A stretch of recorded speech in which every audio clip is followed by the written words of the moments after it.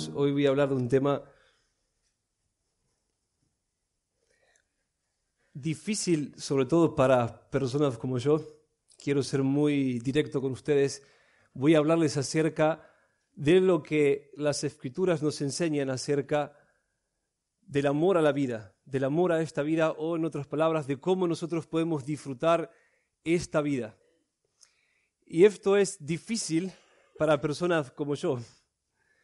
Quiero ser abierto y quiero confesarme con ustedes. Tengo una multifacética tendencia a la depresión. Multifacética. Para empezar, tengo serios problemas hormonales que, si no se controlan bien, generan unos desajustes bastante grandes en mi cuerpo que me producen depresión química. Sumado a eso, soy pastor, el diablo me persigue. Tengo varias heridas en mi alma del camino. Y como si todo esto fuera poco, naturalmente mi temperamento me lleva a cargarme por todas las cosas. Y yo sé que hay varios como yo sentados ahí.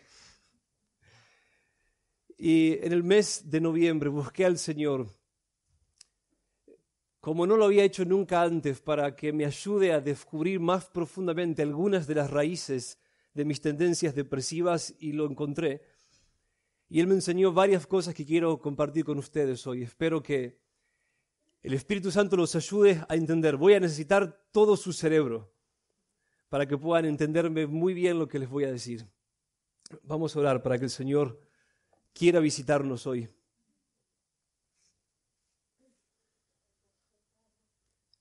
Señor,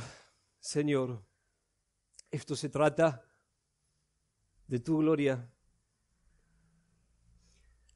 Yo te suplico, te ruego que me des la capacidad de enseñar con claridad y con sencillez, y dando el peso debido, Señor, a tu palabra, respecto al tema que hoy voy a abordar.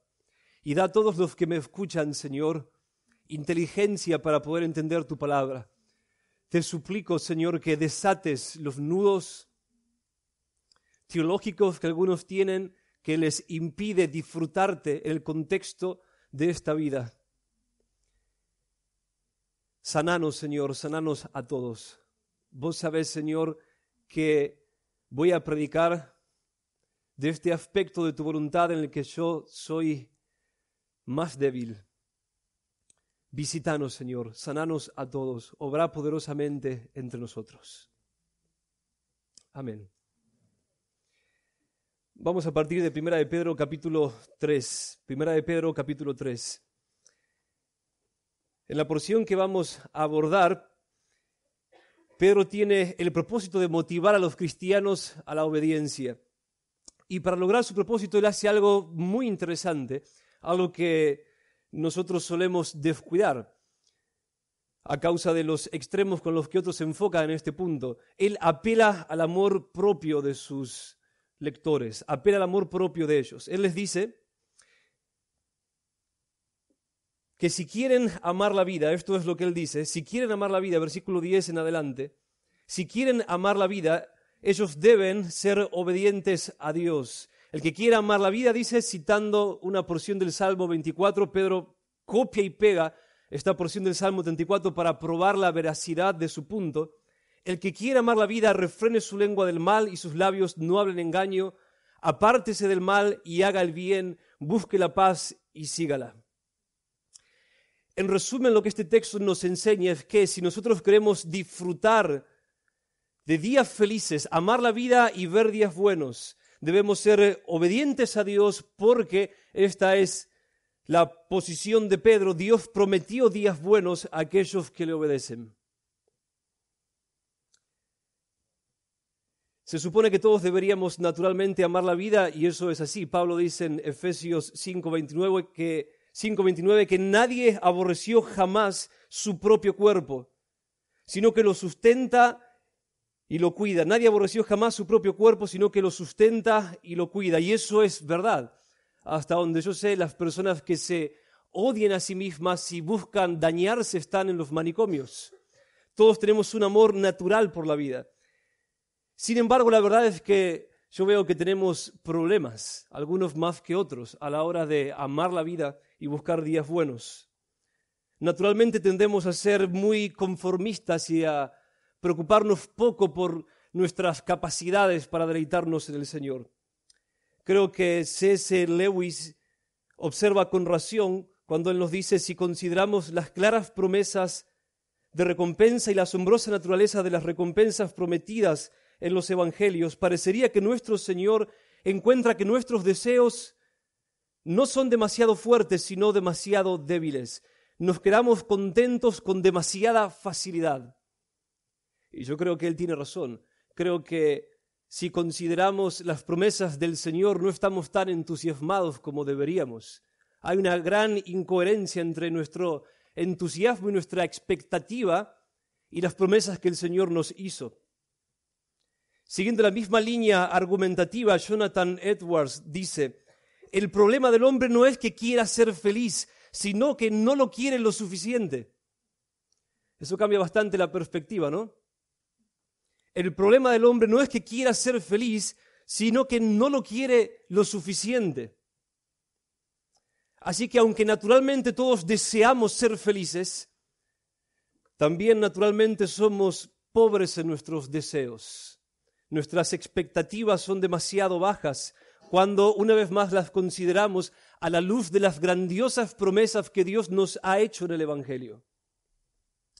Y si sumamos a esto la gran y diversa carga de dolor que nosotros tenemos en este mundo enemistado con Dios, carga que se multiplica en el caso de los cristianos, en la segunda carta Pedro dice a los mismos lectores de la primera carta, los mismos receptores de la primera carta, en 2 de Pedro 2:8, él les dice que ellos están viviendo en tiempos semejantes a los de Lot, tiempos en los que el mundo se está convirtiendo en una gran Sodoma y Gomorra cósmica. Y él nos dice respecto a Lot, no Job, Lot: por lo que veía y oía mientras vivía entre ellos, diariamente sentía su alma justa atormentada por sus hechos inicuos. Si el alma de alguno de ustedes no está atormentada por los hechos inicuos de nuestras generaciones, porque su alma no es muy justa. Ahora, si a esto sumamos el trabajo del diablo, que de diversas maneras nos hace creer que no debemos amar la vida y desear ser felices con las cosas de este mundo, podemos llegar a malinterpretar, afirmo y espero que todos sean persuadidos hoy de esto, podemos llegar a malinterpretar completamente el cristianismo y caer en diversos tipos de depresión. Así que yo espero vacunarlos a todos hoy por medio de las Escrituras, para que sean sanos los que necesitan ser sanos y para que no se enfermen los que se pueden enfermar. Vamos a comenzar con una rápida exégesis de nuestro texto, para entender qué significa bíblicamente amar la vida. Pedro se dirige una vez más a el que quiere amar la vida y ver días buenos, nos dice. La NTV traduce el sentido del texto de la siguiente manera: si quieres disfrutar de la vida y ver muchos días felices. Si quieres disfrutar de la vida y ver muchos días felices. Todos los que quieren disfrutar de esta vida anhelan ver días felices. Esa es nuestra primera observación. Amar la vida consiste en anhelar días buenos. Amar la vida consiste en anhelar días buenos. Y síganme muy bien a partir de ahora porque nos vamos a poner un poco filosóficos. ¿Cuáles son los días buenos? Esa es la pregunta. Todo el que ama la vida anhela días buenos. En eso consiste amar la vida, en esperar, en buscar, en desear días felices.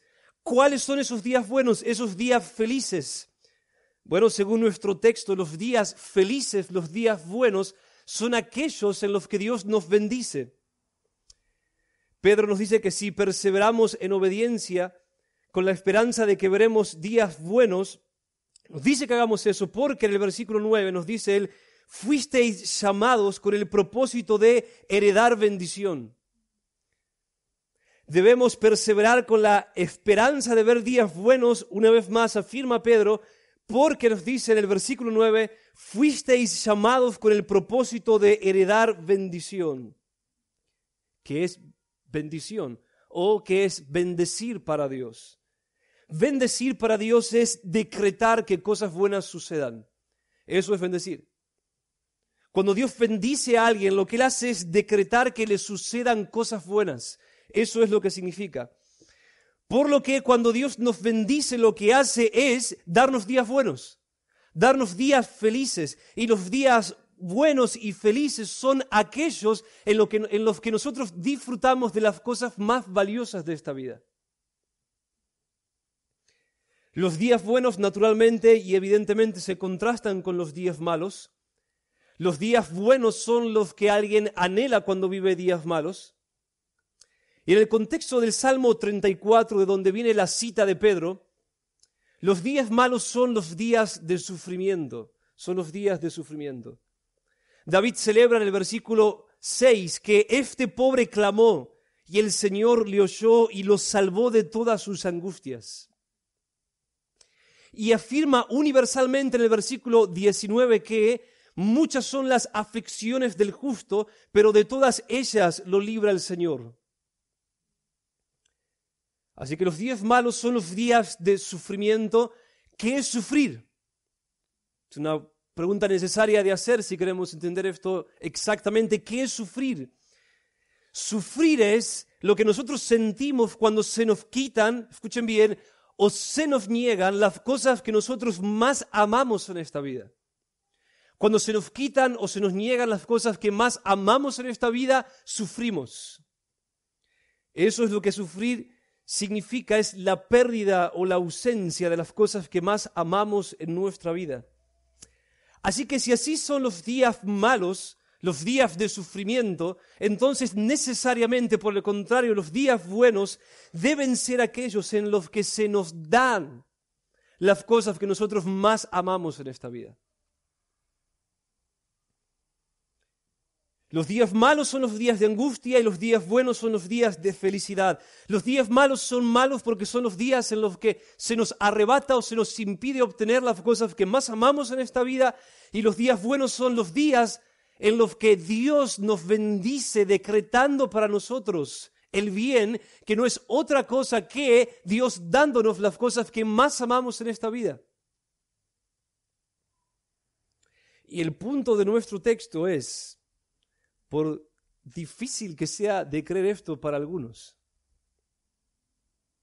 que si somos obedientes al Señor, Él nos librará de la aflicción de los días malos y nos bendecirá con los días buenos. Días felices, días en los que por su misericordia nosotros podremos tener en nuestras manos las cosas que más amamos en esta vida con nuestro corazón regenerado. Ese es el punto de Pedro. Ese es el punto de Pedro. Él apela una vez más al principio del amor natural del hombre por la vida y usa ese principio para motivar la obediencia de los creyentes, diciéndoles que Dios hizo promesas de dar a su pueblo las cosas que ellos más aman en esta vida si perseveran en obediencia a toda su voluntad. Esto, asume Pedro, debe ser un poderoso estímulo para la obediencia, y debe serlo. Dios nos ha prometido como regla general darnos a su tiempo las cosas que más amamos en esta vida. Para decirlo en una frase teórica, Dios nos ha hecho promesas de felicidad integral. Felicidad integral. ¿Qué quiere decir esto? Que Dios nos ha prometido, una vez más, como regla general, satisfacer los deseos puros y naturales de nuestro corazón que tenemos respecto a todos los asuntos de esta vida. Consideren, por ejemplo, la lista de bendiciones integrales que Dios prometió a Israel bajo condición de obediencia en Deuteronomio capítulo 28. Deuteronomio capítulo 28. Ahora tenemos que tener mucho cuidado cuando nos acercamos a esta porción, porque nosotros no podemos meramente aplicar a nosotros todas las promesas que se encuentran en este capítulo. Acá hay muchas promesas que Dios hizo a Israel como nación que no se aplican a nosotros como iglesia. No obstante, escuchen bien, el Nuevo Testamento nos muestra que hay una continuidad en muchas de estas promesas para la iglesia en el Nuevo Pacto. Por ejemplo, Pablo en Efesios capítulo 6, versículos 1 al 3, alienta, escuchen bien, la obediencia a un mandamiento del Antiguo Testamento, apelando a la promesa con la que ese mandamiento fue dado. En Efesios 6, 1 al 3, una vez más, Pablo alienta la obediencia a un mandamiento del Antiguo Testamento, apelando a la promesa con la que originalmente fue dado. Nos dice, hijos, obedeced a vuestros padres en el Señor. Esto pertenece al Decálogo. Porque esto es justo. Esta es la voluntad de Dios. Honra a tu padre y a tu madre. Y vean este paréntesis que Pablo hace, que es el primer mandamiento con promesa. Que es el primer mandamiento con promesa. Para que te vaya bien. ¿Escucharon eso? Para que te vaya bien y para que tengas larga vida sobre la tierra. Es extraño predicar acerca de esto. Pero es a causa de nuestra necesidad de un mayor equilibrio.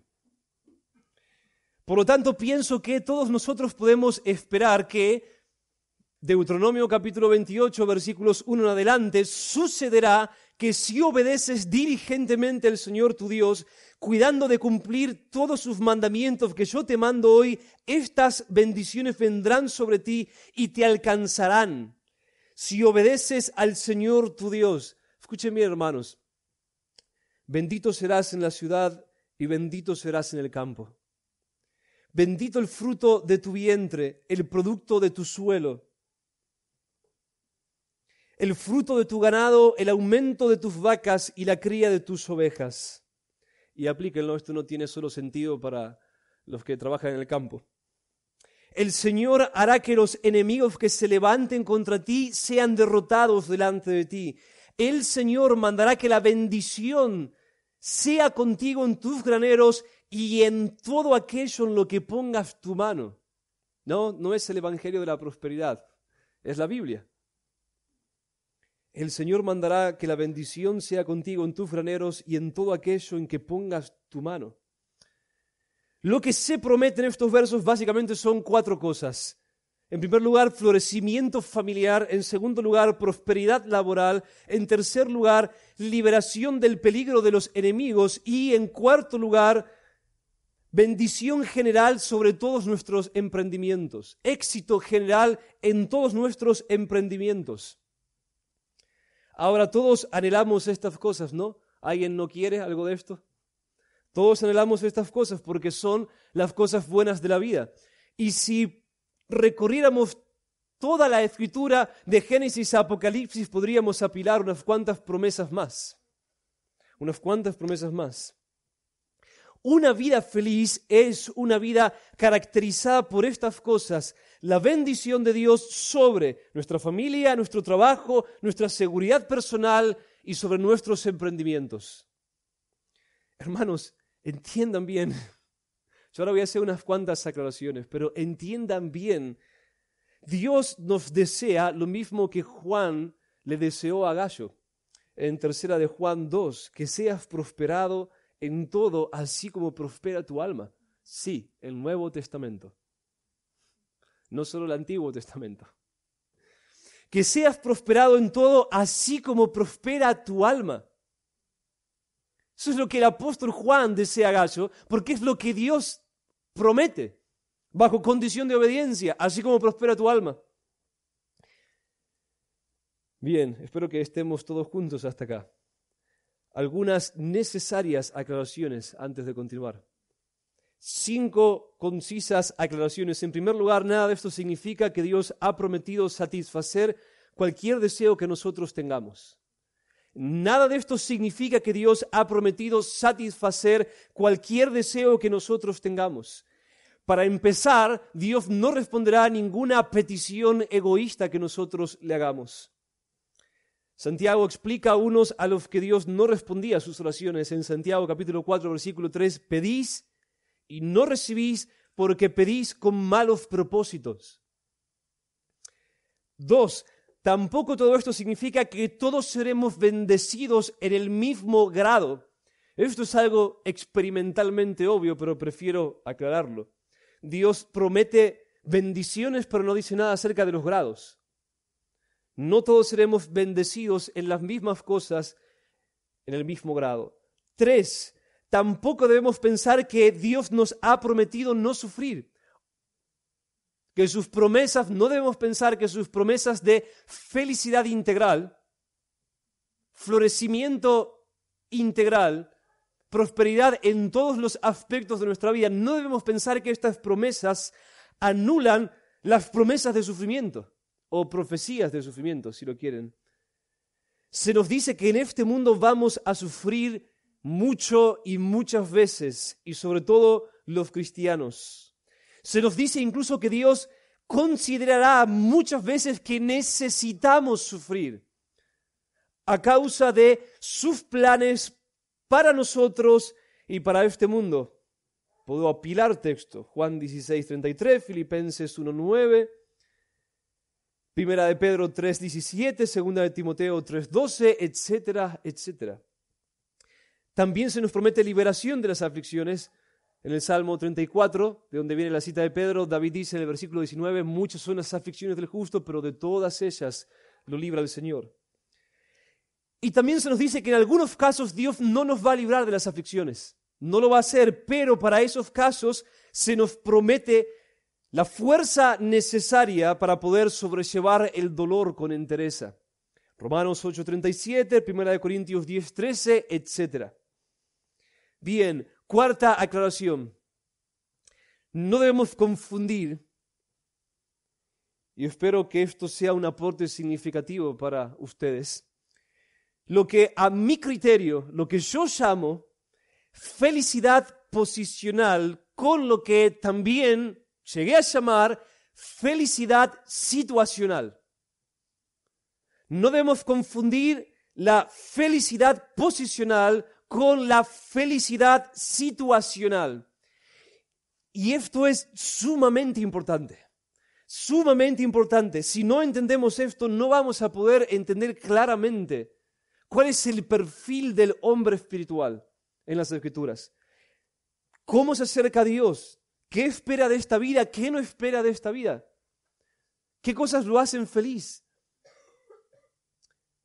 Nuestra felicidad posicional es esa felicidad que nosotros tenemos como cristianos independientemente de las circunstancias, a causa, en virtud, en razón de nuestra unión con Cristo. De nuestra unión con Cristo, del hecho de que hemos llegado a ser de Cristo y de que Él ha llegado a ser nuestro y de que nadie nos puede separar. Cristo es todo para nosotros y porque Él es todo para nosotros estamos felices aun si no tenemos nada.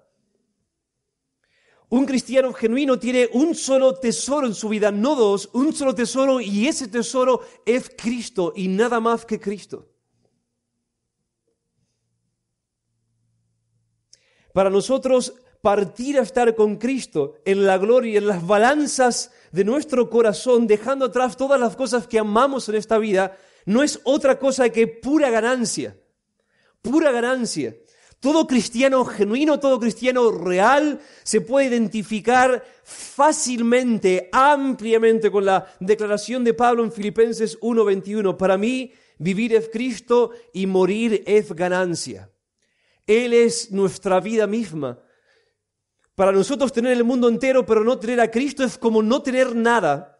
Pero si tenemos a Cristo, aunque lo perdamos todo, nos consideramos sumamente ricos, consideramos que lo tenemos todo. Los cristianos a los que Pedro escribe en su primera carta se encontraban en cierto grado de aflicción bajo persecución, y sin embargo Pedro dice de ellos, 1 de Pedro 1:18, os regocijáis grandemente con gozo inefable y lleno de gloria. Ellos estaban perdiendo las cosas que más amaban en esta vida, y sin embargo ellos estaban regocijándose grandemente con un gozo inefable y lleno de gloria. A los ojos de los demás, estos cristianos se veían como trastornados, como locos. Ellos se estaban portando como si odiaran esta vida, como si se odiaran a sí mismos, exponiéndose a causa de su identificación con Cristo a la pérdida de todas las cosas en esta vida. y sin embargo se encuentran llenos de gozo inefable y llenos de gloria, o como podríamos traducir el griego también, con un gozo indecible, con un gozo que va más allá de la razón, con un gozo que no se puede entender completamente en términos humanos. Esta es la felicidad posicional. Esto es felicidad posicional. La tenemos en virtud de nuestra unión con Cristo. Ahora, ¿qué es la felicidad situacional?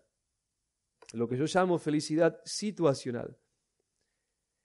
Es en este segundo sentido en el que Pedro les habla a esos mismos cristianos que en sus persecuciones se gozan con una felicidad indecible y llena de gloria. Es a esos mismos cristianos a los que Pedro se dirige cuando dice: el que quiere amar la vida y ver días buenos.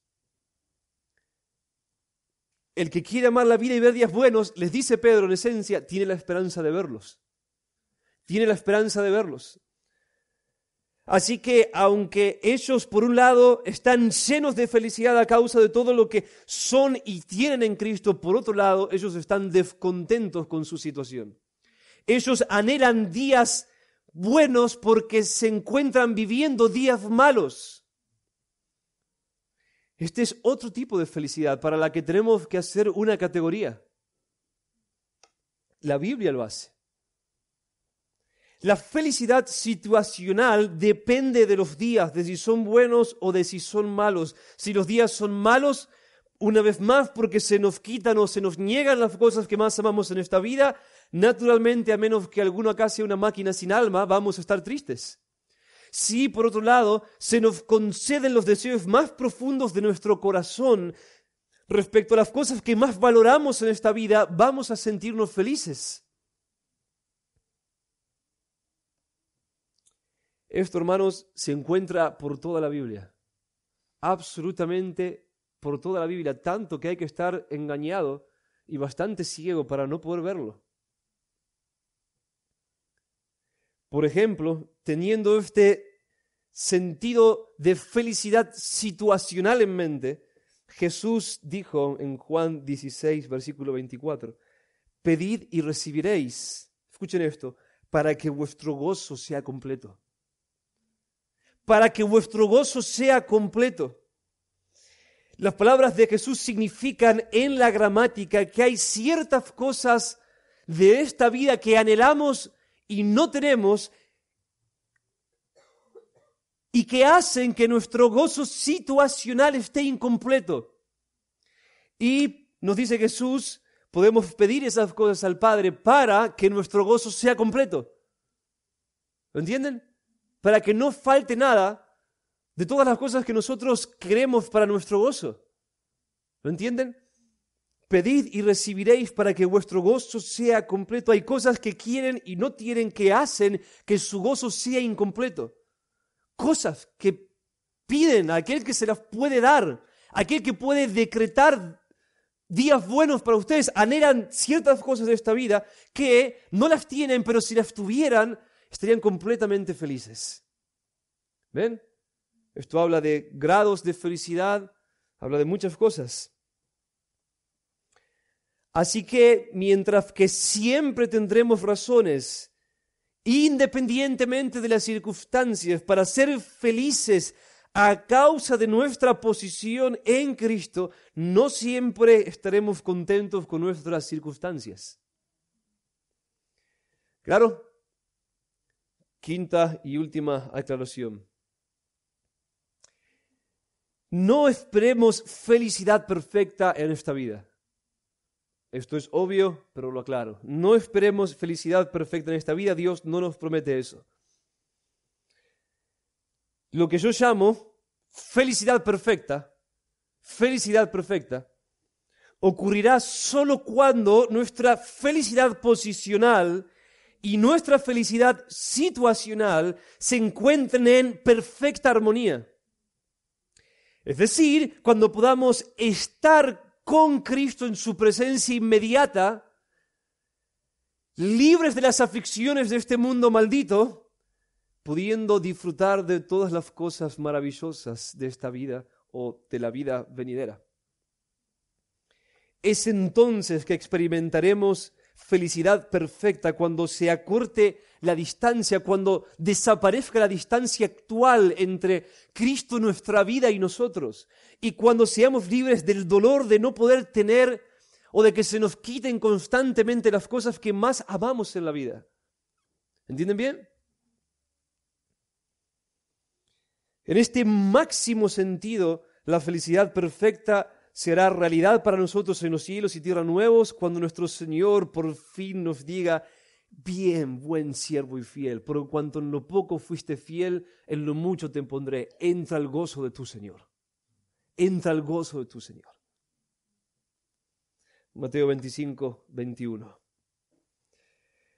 Ok, espero que todos me hayan acompañado hasta acá y que hayan entendido claramente que hay lugar en las Escrituras para diferentes tipos de felicidad y que Dios nos promete como regla general algún grado de felicidad situacional, dándonos días buenos, días felices, dándonos los deseos de nuestro corazón.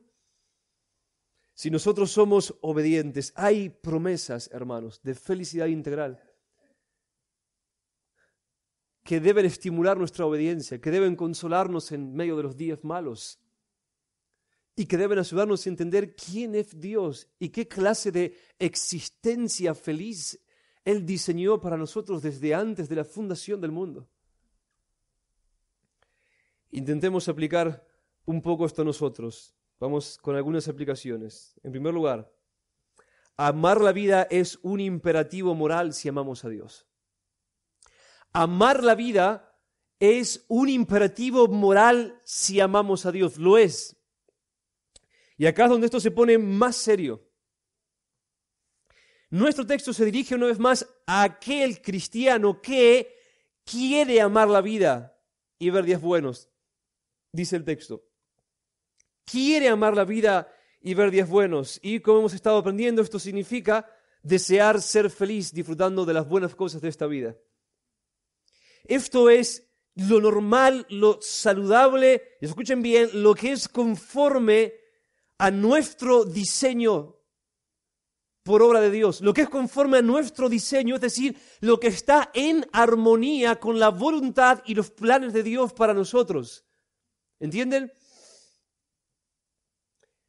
Debemos entender que Dios puso en nosotros, Dios quiso poner en nosotros, Él lo planeó así, Él puso en nosotros un amor instintivo por la vida, porque Él quiere satisfacernos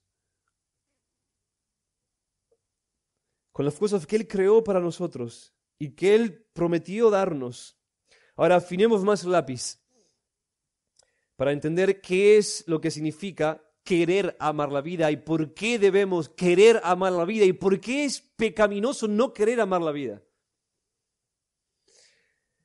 No tener profundos deseos de anhelar días buenos, de ver días buenos. Si definimos el amor a la vida de una manera más teológica, podemos decir que amar la vida es, escuchen bien, la capacidad de ver y disfrutar de la belleza de Dios en este mundo. Amar la vida teológicamente significa tener la capacidad de ver y disfrutar de la belleza, de la gloria de Dios en este mundo, puesto que todas las cosas que Dios hizo son una expresión de su belleza. Puesto que todas las cosas que Dios hizo son una expresión de su belleza. Las Escrituras nos enseñan que Dios diseñó este mundo como una expresión de su gloria, es decir, de sus virtudes, Cuando los serafines cantan en Isaías capítulo 6, versículo 3, ellos cantan esto sin cesar. Cuando ellos cantan en Isaías capítulo 6, versículo 3, que llena está toda la tierra de su gloria. Eso es lo que cantan. Lo que ellos están proclamando es que todo lo creado porta y refleja algún aspecto de la belleza de Dios.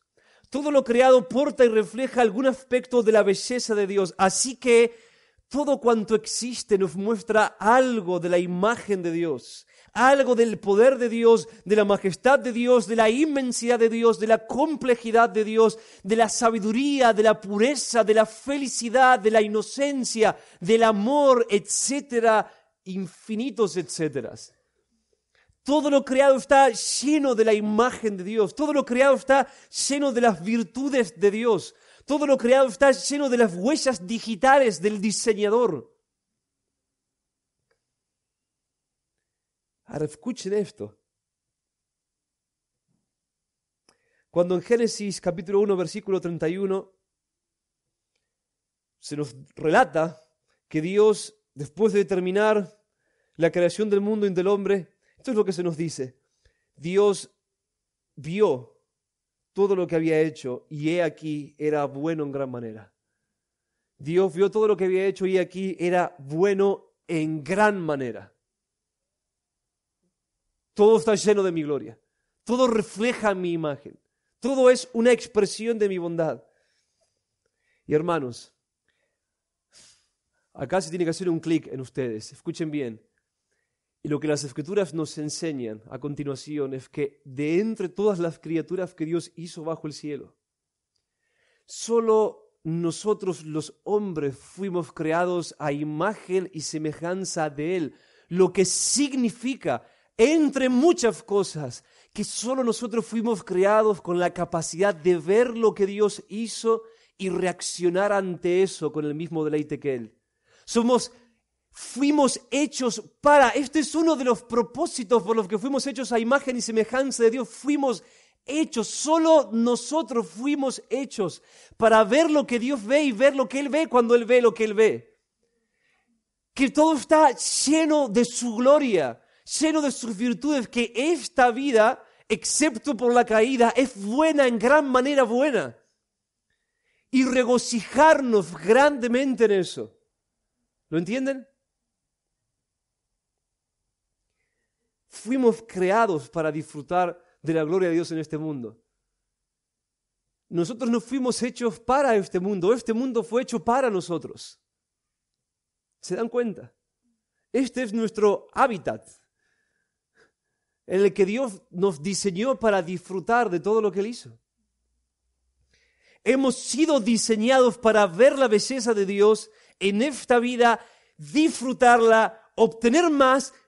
Piensen en las posibilidades de poder obtener más de la belleza de Dios por medio de descubrir más de esa belleza en esta creación. Piensen, son casi infinitas las posibilidades que tenemos, ¿no? ¿Cuántas habitaciones deliciosas tiene esta creación y a cuántas pocas entramos vos y yo? Pero sin embargo fuimos creados para entrar en tantas como nos sea posible, ¿se dan cuenta? Fuimos creados para probar tantos manjares como nos sea posible. Fuimos hechos para ver la belleza de Dios en esta vida, disfrutarla y obtener más y más de ella y glorificar a Dios por su bondad en cada parte del proceso. Fuimos creados para eso. ¿Lo entienden? Crecer en semejanza a Dios, entonces significa crecer nuestra capacidad de mirar lo que Él hizo y poder decir con el corazón, con gratitud, con alabanza, con felicidad, todo es bueno en gran manera. Todo es bueno en gran manera. Y hermanos, nunca creceremos lo suficiente en nuestra semejanza a Dios en este aspecto. No existe tal cosa como un hombre demasiado hedonista en este sentido. En este sentido. Amar la vida entonces no es otra cosa que valorar en gran manera la clase de existencia que Dios diseñó para nosotros. Y esto debe persuadirlos a todos de que deben dedicarse a disfrutar de la gloria de Dios en esta vida. Y hemos de ver que en última instancia no hay diferencia entre amar a Dios y amar esta vida. Porque amar esta vida no es otra cosa que amar el reflejo de Dios en las cosas hechas. ¿Captan? No hay diferencia. Amar la vida es apreciar la belleza de Dios en las cosas que Él creó. Si no vemos que la vida es maravillosa, lo que no estamos viendo es la gloria de Dios. Estar ciegos a la belleza de esta vida es estar ciegos en última instancia a la belleza de Dios, y eso es pecaminoso. Eso es pecaminoso, eso es estar ciegos a Dios mismo. ¿Se dan cuenta?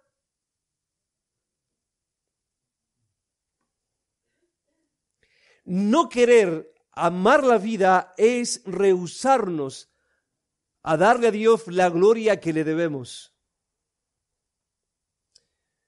No querer amar la vida es rehusarnos a darle a Dios la gloria que nosotros le debemos. Por lo que concluyo, la razón máxima por la que nosotros deberíamos ejercitarnos y desarrollar nuestra capacidad de apreciar la belleza de Dios en esta vida y de querer más de esa belleza es nada más ni nada menos que la misma gloria de Dios. La gloria de Dios está en juego en este asunto. Y hasta que yo no lo vi así, no lo entendí. Hasta que yo no lo vi así, no podía ver. No podía ver que Dios quería que lo glorificara disfrutando de las cosas de esta vida, además de en todos los demás asuntos en los que debemos ocuparnos. Nosotros no podemos glorificar a Dios como Dios nos manda que lo hagamos si no podemos unirnos al coro de los serafines y decir: toda la tierra está llena de su gloria. Toda la tierra está llena de su gloria. Ahora, una vez más, entiéndanme bien, yo no les estoy pidiendo que idolatren las cosas de esta vida, ni nada parecido. Lo que les estoy diciendo sobre la base de las Escrituras es que deben ver la gloria de Dios en este mundo, en todas las cosas. Y esto va desde el café de la mañana hasta la belleza del diseño de Dios para la familia, hasta las aves que vuelan en los cielos, todo. Hay incontables manifestaciones intelectuales, emocionales y físicas de la gloria de Dios en esta creación que están ahí para que nosotros las veamos y las disfrutemos y reunamos tanta gloria como nos sea posible. Querer obtener más y más de la belleza de Dios en esta vida es querer obtener más y más de Dios mismo. ¿Se dan cuenta? Desear disfrutar más de las cosas bellas de esta vida es desear disfrutar más a Dios. No es otra cosa.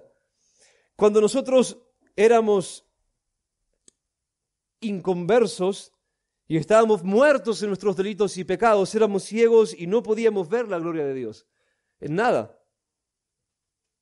Sin embargo, hemos despertado y Dios nos dio nuevos ojos para poder ver su gloria.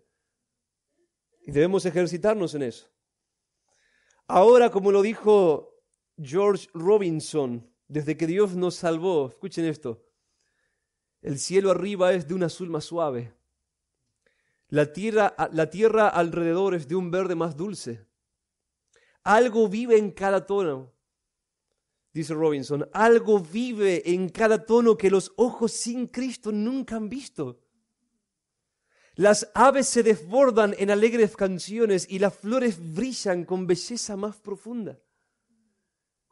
¿Te has acordado cuando te convertiste? ¿No parecía que había arcoíris por todos lados?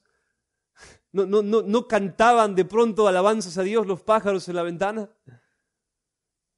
¿No tenías entusiasmo, deseos de vivir? ¿No empezaste a experimentar algo de la dicha de estar vivo en este glorioso mundo que Dios hizo? Y que de acá a un poco de tiempo será gloriosamente reconstruido para nuestra eterna felicidad. Hermanos, hay tanto ahí para ver. Hay tanto para disfrutar. Una vez más, hay tantos manjares intelectuales, emocionales, estéticos, físicos ahí, hechos para nosotros, que seríamos y somos unos tontos si nos rehusamos a ellos, cuando Dios nos los promete, en alguna medida, en algún grado. ¿No? Una vez más, entendamos que la persona que más glorifica a Dios en este aspecto en este sentido en lo que estoy hablando ahora, es la persona que más ve, aprecia y disfruta de la gloria de Dios en la manera en la que Él diseñó e hizo las cosas de esta vida para nosotros. Nunca podremos desear ser demasiado felices entonces. Nunca podremos desear ser demasiado felices situacionalmente hablando, disfrutando de su gloria en las cosas de esta vida. Nunca podremos excedernos en nuestros deseos, porque nunca podremos desear a Dios, desear glorificar a Dios lo suficiente. Nunca podríamos tener demasiada pasión por ver, saborear y exaltar la belleza de Dios. Nunca. Querer disfrutar de esta vida no es otra cosa que querer disfrutar a Dios. Arrepiéntanse entonces aquellos que, como yo, hace un tiempo atrás, se rehusaban a darle la gloria a Dios en estas cosas. Deben arrepentirse. Con gozo deben arrepentirse de no haber disfrutado al Señor en el contexto de esta vida más. Arrepiéntanse de su falta de entusiasmo ante las maravillosas, como Pedro nos dice, las grandísimas promesas que Dios nos ha hecho. Porque esa carencia de entusiasmo demuestra que para ustedes la gloria de Dios no es gran cosa. No es gran cosa. Al menos en este sentido. O que realmente no están entendiendo, como ahora espero enseñarlo, que Dios quiere, que Dios sí quiere, que no es pecaminoso, que es glorioso, que Dios quiere, que es puro y santo disfrutar de Él en el contexto de todas las cosas de esta vida. Bien, segunda aplicación. Pidan a Dios las cosas buenas de esta vida. Dios es glorificado cuando le pedimos las cosas buenas de esta vida, porque cuando pedimos tales cosas, como debería estar claro ya, lo que estamos haciendo no es otra cosa que pedir más de Él. Lo que estamos pidiendo es poder ver, sentir y disfrutar más de su gloria. Y quiero alentarlos a que lo hagan porque es lo que nuestro texto básico de hoy hace. Es lo que Pedro espera que nosotros hagamos, ya que después de decir que si somos obedientes podemos esperar que Dios nos dé días buenos, Pedro dice, versículo 12, porque los ojos del Señor están sobre los justos y sus oídos atentos a sus oraciones. Si ustedes obedecen, en otras palabras, si son obedientes, pueden esperar que Dios responda a sus oraciones de librarlos de los días malos y darles días buenos. Vean lo que dice Pablo en 1 Timoteo 6:17. Pablo nos dice que Dios nos da abundantemente todas las cosas para que las disfrutemos. Nos da abundantemente, escuchen hermanos el vocabulario, nos da abundantemente todas las cosas para que las disfrutemos. Ahora, el Dios que muchos de ustedes se hicieron en su imaginación es un Dios legalista que no tiene nada que ver con el Dios de las Escrituras. Algunos de ustedes no se pueden imaginar al Dios de Sofonías capítulo 3, un Dios que canta y baila de alegría. Algunos de ustedes no creen en el Dios del que Jesús nos habló en Lucas capítulo 15, que se llena de gozo cuando un pecador se arrepiente. El cielo, hermanos, es una fiesta continua, porque a cada momento hay pecadores de toda lengua, tribu y nación salvándose. Es una fiesta sin fin, una gran celebración. ¿Lo pueden creer? Después de imaginarse que Dios vive en un constante estado de fiesta con sus ángeles y con todos nuestros hermanos ya glorificados. Eso es lo que Él hace. Es un Dios feliz. Es un Dios sumamente feliz. Y Él nos dice, Pablo, todas las cosas en abundancia para que las disfrutemos. En 1 Corintios 3:23, Pablo va más lejos y nos dice que en virtud de nuestra unión con Cristo, a causa de lo que Cristo hizo por nosotros, aunque no merecíamos nada, ahora somos herederos de todo. Entonces nos dice el mundo, la vida o la muerte o lo presente o lo porvenir, todo es vuestro. Todo es vuestro, todo nos pertenece en Cristo.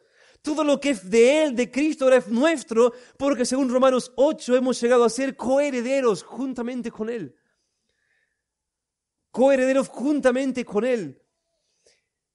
Y una vez más, hermanos, sí, no se nos dará todo lo que amamos en esta vida en el grado en que nosotros quisiéramos ahora. La herencia plenamente se nos dará después, pero ahora se nos puede dar mucho.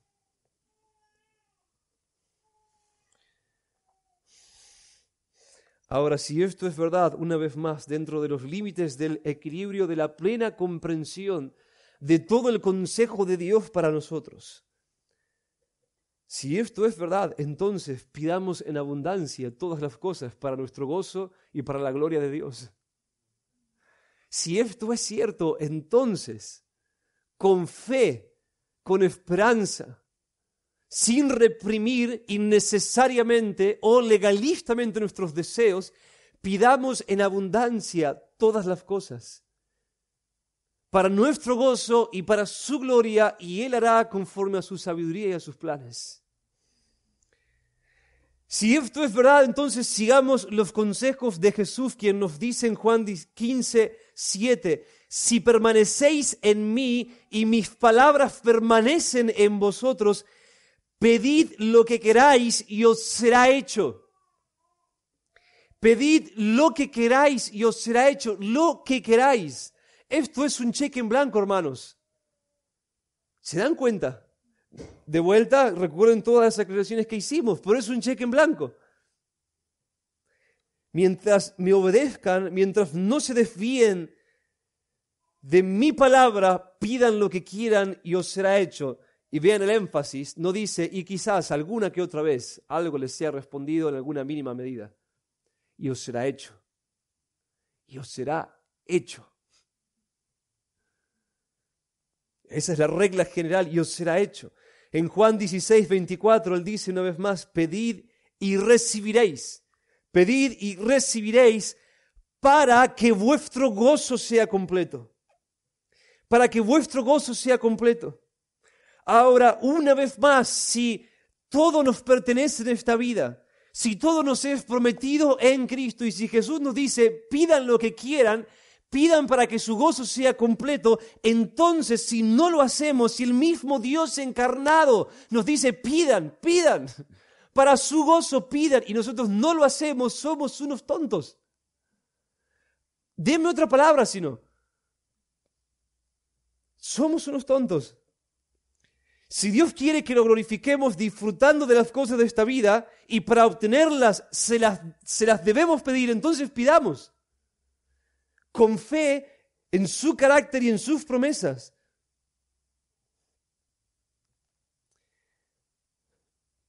Tercera aplicación. Quiero rogarles ahora a todos que huyan del legalismo en este asunto en dos sentidos. En primer lugar, no aprisionen sus deseos con mandamientos imaginarios que Dios nunca les dio. No aprisionen sus deseos con mandamientos imaginarios que Dios nunca les dio.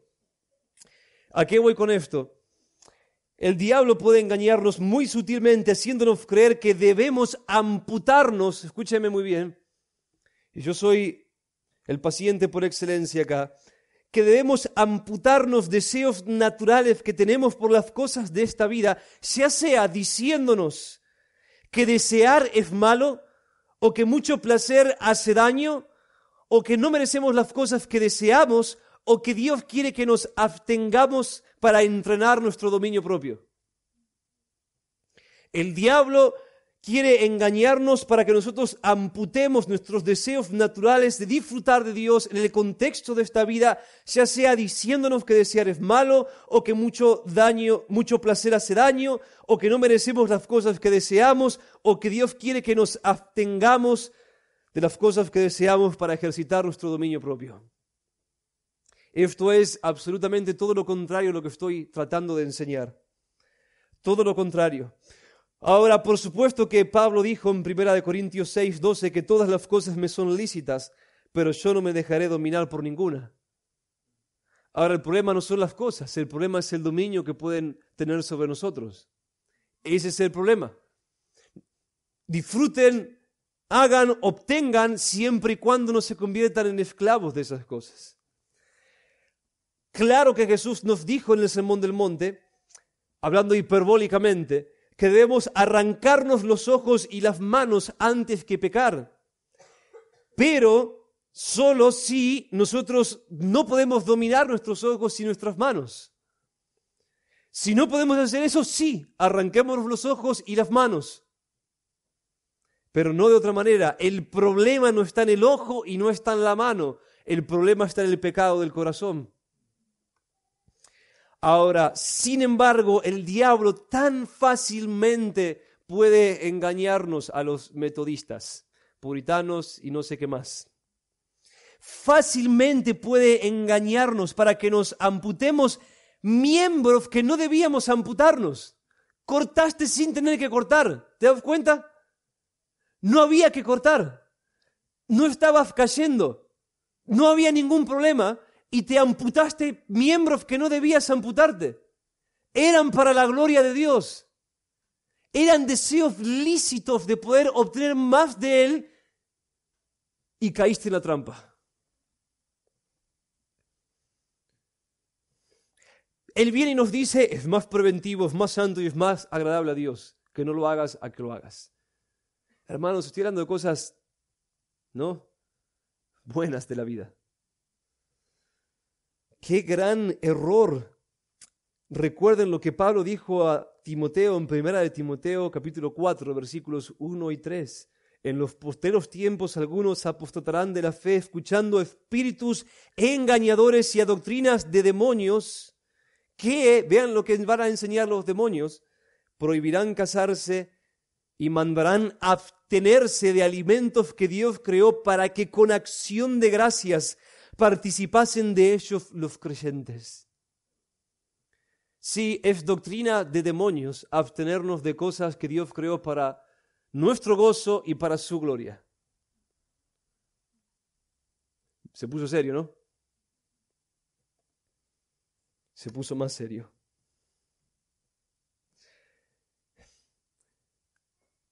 ¿A qué voy, hermanos?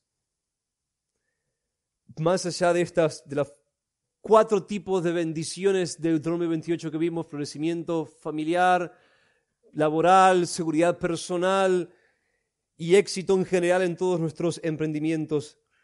Además de eso, consideren, todos nosotros fuimos creados con diferentes deseos, con diferentes inclinaciones naturales, por algo, con un propósito. No somos todos iguales, de hecho no hay 2 personas iguales. ¿Por qué? Porque Dios nos programó para que todos podamos apreciar, desear y a su tiempo, en algún grado, obtener diferentes cosas de esta vida que reflejan su gloria. No todos vemos la gloria de Dios de la misma manera en todas las cosas. Algunos la vemos más en una cosa, otros la ven más en otra. O algunos tenemos más capacidad de disfrutar de la gloria del Señor en ciertos aspectos de esta vida, otros en otras. Hay una razón, hay un diseño. Nuestra personalidad fue diseñada por Dios y es inviolable y eterna. Siempre vos y yo vamos a ser vos y yo. Por algo. Y Él puso esos deseos e inclinaciones para movernos a ver su gloria y exaltar su gloria de maneras distintas. Todos tenemos colores distintos. Déjenme darles un ejemplo para que entiendan exactamente de qué estoy hablando. Quizás algunos de ustedes vieron la película cristiana Carrozas de Fuego. Uno de los personajes principales se llama Eric Liddell, él es un misionero, pero él corre hacia atletismo y él corre. En un momento de la película alguien lo cuestiona a Eric diciéndole que por qué él perdía tiempo corriendo cuando era un misionero, cuando Dios lo había llamado a ser misionero. Y él responde lo siguiente: porque Dios me hizo para correr. Y cuando yo corro, su sonrisa está sobre mí. Necesitas escuchar eso. Dios me hizo para correr y cuando yo corro, su sonrisa está sobre mí. ¿Lo ven? Él está diciendo, Dios me hizo así, deseo correr, Dios puso ese deseo en mí, me dio la capacidad de hacerlo, Él quiere que lo haga y cuando lo hago, su sonrisa está sobre mí. Dios hizo a las aves para volar, hizo a los peces para nadar. Por cierto, no todos lo hacen igual, hay diferentes especies de aves y peces, y Dios hizo al hombre de una manera tan compleja. Y a todos nos hizo distintos porque Él quiere que lo glorifiquemos haciendo diferentes cosas. ¿Lo ven? Déjenme darles otro ejemplo de un contemporáneo, Paul Washer. Lo conocemos bien, nuestro hermano y amigo. Ahora, alguien le dijo, y nadie duda de que él es un hombre con una doctrina sana, ¿no? Puritana, metodista, reformada y qué sé yo. Alguien le dijo, ¿no? Hermano Paul, el Señor te está usando, tenemos que hacer un montón de cosas. Vamos a hacer programas de televisión y programas de radio, y vamos a hacer conferencias y vamos a ir acá para allá. ¿Saben qué le respondió él a esta persona? Agárrense de sus sillas, agárrense bien. Él le respondió, ¿y si yo hago todas esas cosas, cuándo voy a ir a pescar? Dios no me necesita. Y Él no quiere que yo lo glorifique solamente cumpliendo la gran comisión. Ese es un mandamiento muy importante. Hay mandamientos más importantes que otros. Es un mandamiento muy importante, pero es un mandamiento entre muchos que el Señor nos dio. ¿Se dan cuenta? Hermanos, ya sea que comáis o bebáis, 1 Corintios 10:30, o hagáis cualquier otra cosa, hacedlo todo para la gloria de Dios. No es solo la gran comisión, no es solo el trabajo, todo para la gloria de Dios. Ya sea que coman, beban o hagan cualquier otra cosa, hacedlo todo para la gloria de Dios. ¿Qué significa eso? Que yo debo ver en la comida, en la bebida, en el diseño de Dios para esas cosas, su belleza. Dios puso hambre en mí, hizo la comida e hizo una amplia diversidad de gustos para que yo al probar eso diga, oh, cuán maravilloso es mi Señor, cuán complejo Él es, cuán feliz es la vida que Él hizo. Yo no soy de los que disfrutan más de comer, pero comer, beber, todo, cualquier cosa, en nuestras relaciones, nuestras amistades, en nuestro matrimonio, todo para su gloria, viendo la belleza de su diseño en todas las cosas, viendo cómo Él nos hizo con ciertas necesidades e inclinaciones para satisfacernos con su belleza.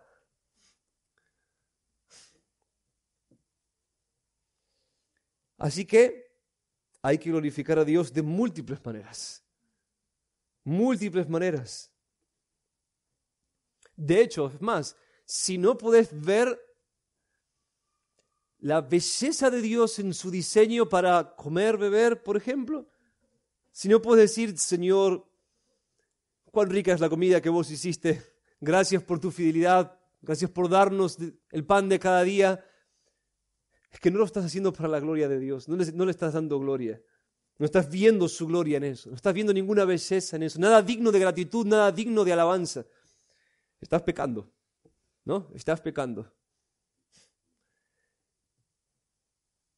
En primer lugar, entonces, no aprisionen sus deseos con mandamientos legalistas inventados por ustedes o por el diablo que Dios nunca dio. En segundo lugar, crean que son libres para disfrutar de nuestro Señor y de todo lo que Él hizo y de todo lo que Él quiere darnos porque hemos sido libres de la culpa. Créanlo, créanlo, predíquenselo cada día. Yo necesito hacerlo, créanlo. No hay nada que pueda debilitar más nuestro deseo de disfrutar de esta vida, nada que nos deprima o paralice más que la conciencia acusadora.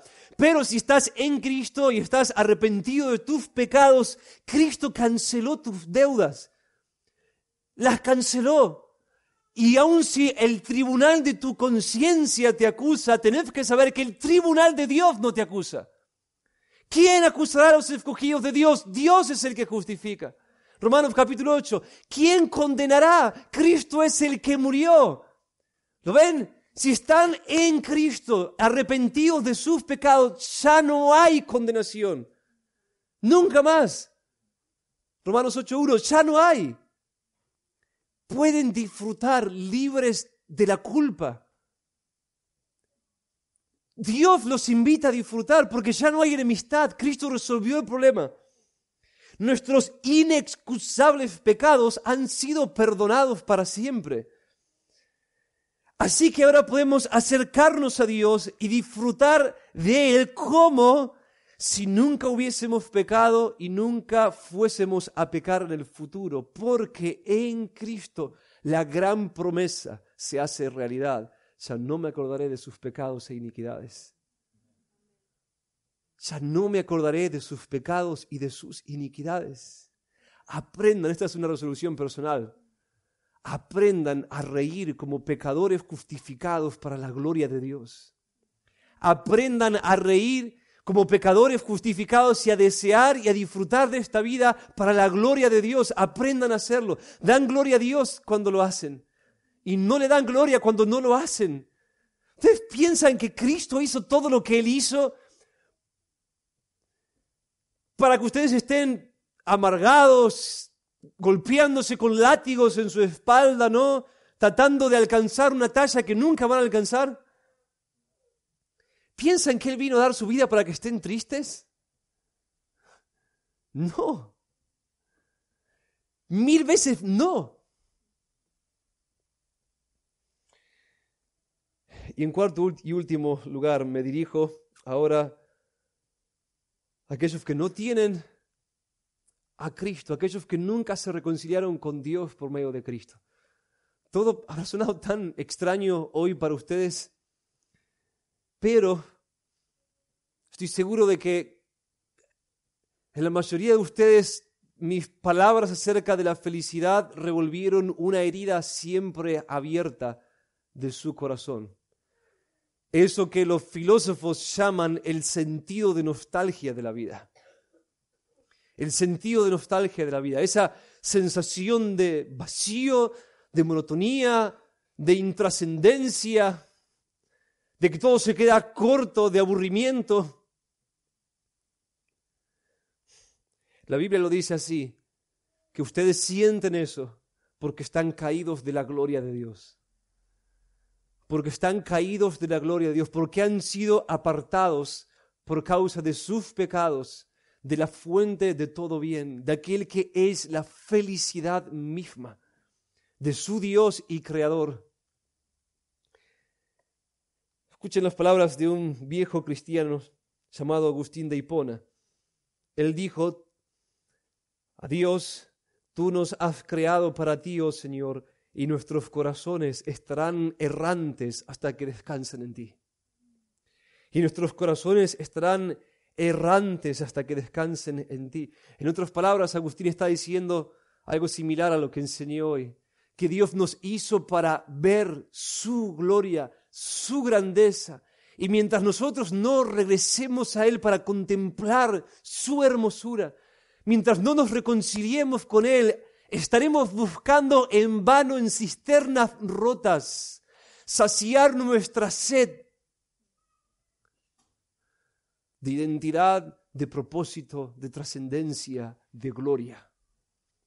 Estaremos errantes buscando en vano, buscando en la belleza de las cosas que Dios creó, lo que dentro nuestro clama por la necesidad de la fuente, por Él. Por Él.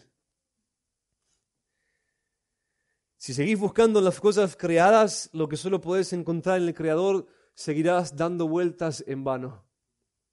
Volvé a casa hoy. Volvé a casa hoy. Volvé a casa hoy. Fuiste creado para Él y no puedes escapar de esto.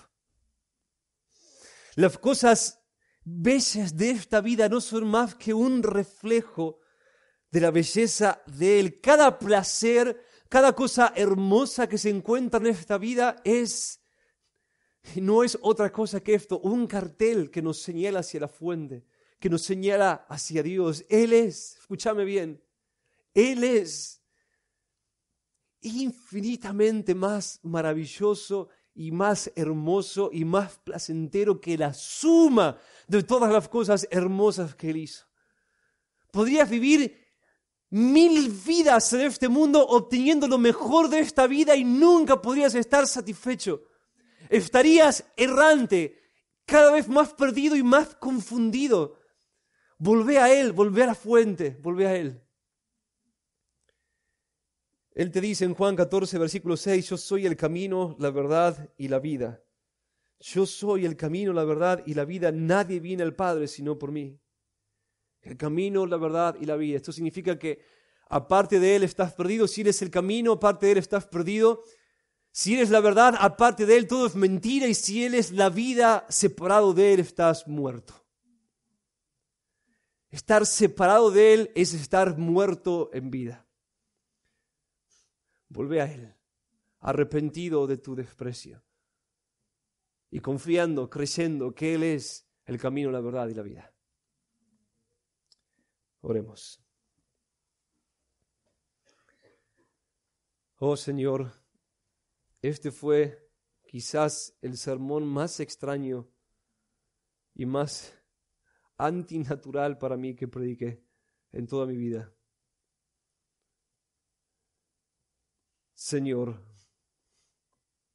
Señor, Señor, pero te suplico, Señor, que nos libres a todos de nuestra ignorancia y de las obras del pecado y del diablo, y nos liberes, Señor, y aumentes nuestra capacidad de poder verte y disfrutarte.